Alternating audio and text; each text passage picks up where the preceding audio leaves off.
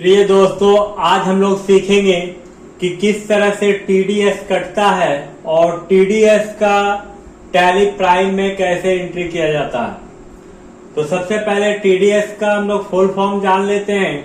TDS का मतलब होता है टैक्स डिडक्शन एट सोर्स।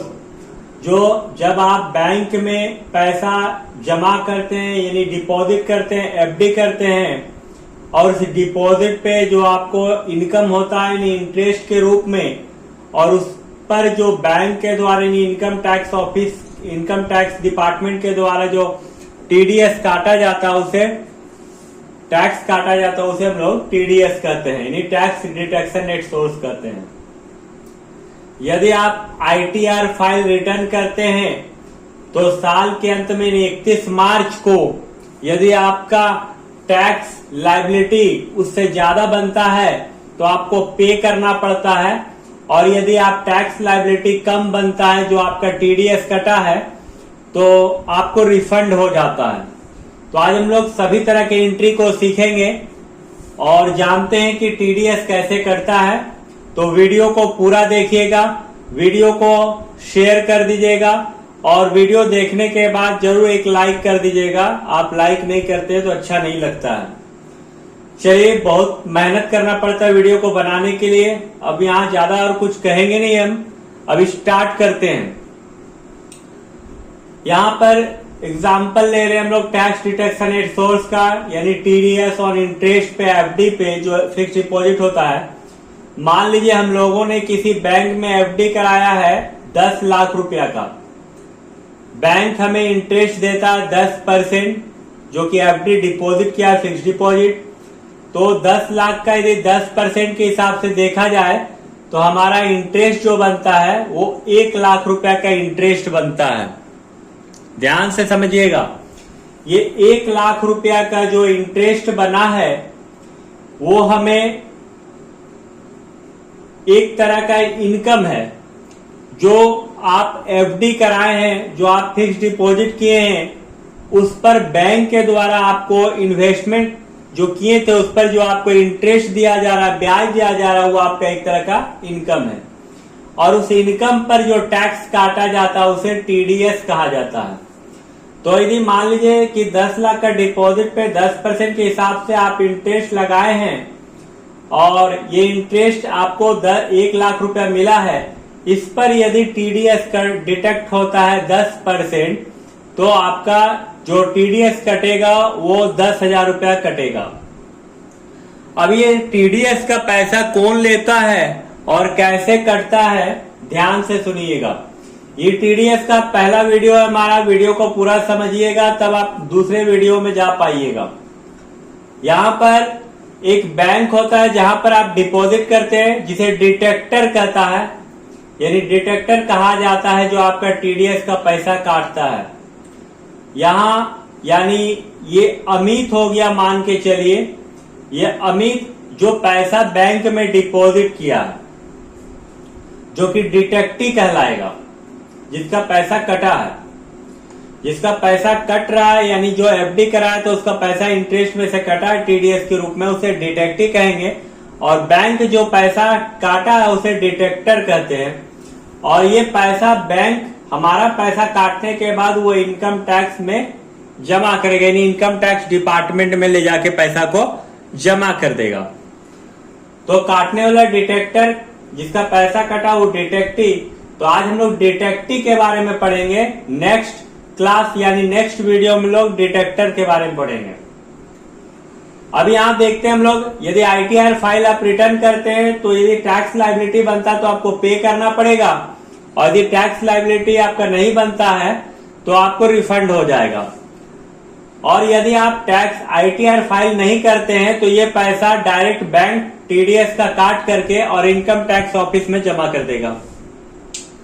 तो आईटीआर रिटर्न फाइल 31 मार्च 2024 का हम लोग देख रहे हैं। ये अमित है, बैंक है, अमित जमा किया था 10 लाख, जिससे आपको 1 लाख रुपया का ब्याज मिला था, जिसपे आप 10,000 रुपये टीडीएस कटा है। अब टैक्स लायबिलिटी आपका 4,000 रुपया बन रहा, यानी आपको टैक्स जमा करना है 4,000 रुपया इनकम टैक्स में, जबकि टीडीएस डिडक्ट हुआ है 10,000 रुपया। तो आपका टैक्स लायबिलिटी कम बन रहा और डिपॉजिट यानी टीडीएस काटा गया है ज्यादा 10,000, तो बाकी का 10,000 में 4,000 टैक्स जो सरकार का बन रहा है इनकम टैक्स का बन रहा है, वो काटने के बाद आपको 6,000 रुपया रिफंड कर दिया जाएगा।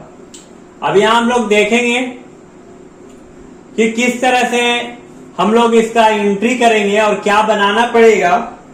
तो यहां पर देखिए, आपको सबसे पहले कंपनी क्रिएट करना है, उसके बाद लेजर क्रिएट करना है, उसके बाद लेजर में आप किसका किसका लेजर बनाइएगा तो ध्यान से समझिएगा।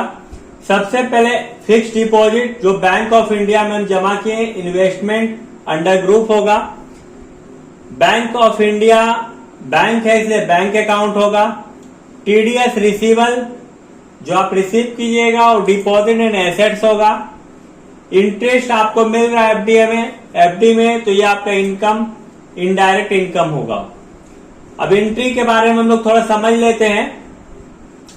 तो ये एंट्री है, वाउचर एंट्री करेंगे हम लोग, सीरियल नंबर है, पार्टिकुलर में जो आपके जनरल एंट्री है। चलिए अब हम लोग जनरल एंट्री को देखते हैं। सबसे पहले जनरल एंट्री है, जब आप पैसा किसी बैंक में जमा करते हैं, एफडी कराते हैं, तो आपके पास एफडी का नाम आता है और आपका पैसा बैंक में जमा हो जाता है। यानी आपके पास फिक्स डिपॉजिट का नाम आया, फिक्स डिपॉजिट जो बैंक ऑफ इंडिया में आप किए हैं डेबिट हुआ और आपका पैसा बैंक में जमा गया, क्रेडिट हुआ। या आप पेमेंट वाउचर से कीजिए, क्योंकि आप एक तरह के एफडी कर रहे हैं, इन्वेस्टमेंट खरीद रहे हैं, तो इसका एंट्री F5 से होगा जो कि 10 लाख रुपए का है। उसके बाद यहां पर क्या होगा कि आपको इंटरेस्ट के रूप में इंटरेस्ट में मैंने बैंक में इंटरेस्ट मिल रहा, आप जो एफडी किए थे तो आपको पैसा आपका बैंक में ऐड हो जाएगा, इसलिए कैश नहीं मिलता, इसलिए इसको आपको क्या किया जाएगा, मैच्योरिटी यानी समय जब पूरा हो जाता है तो आपका एफडी के पैसा के साथ साथ आपका इंटरेस्ट जो बना था वो भी आपको पैसा मिल जाता। तो देखिए, जब पैसा आपको मिलेगा तो bank of India account debit, TDS रिसीवल जो आप काटा जा रहा है आपका 10,000 रुपया, और फिक्स डिपॉजिट जो आपको इन्वेस्टमेंट किए थे वो पैसा उसी से मिल रहा वो क्रेडिट होगा, और इंटरेस्ट आपका क्रेडिट होगा, क्योंकि इनकम हमेशा क्रेडिट ही रहता है।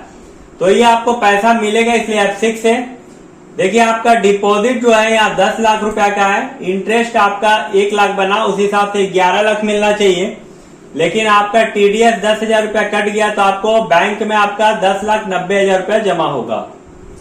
अब तीसरा एंट्री, यदि आप ये पैसा नहीं लेते हैं, यानी आप फिर मैच्योरिटी नहीं लेते हैं और फिर से आप चाहते हैं कि जो आपको इंटरेस्ट मिला उसको भी आप एफडी कर दें, तो क्या होगा, तो फिर से वही एफडी यानी फिक्स डिपॉजिट का नाम आएगा, टीडीएस रिसीवल जो आपका काटा गया उसको भी डेबिट करेंगे, और कहां से पैसा आया था, इंटरेस्ट अर्न किए थे हम लोग एफडी से, उसको हम लोग क्रेडिट करेंगे।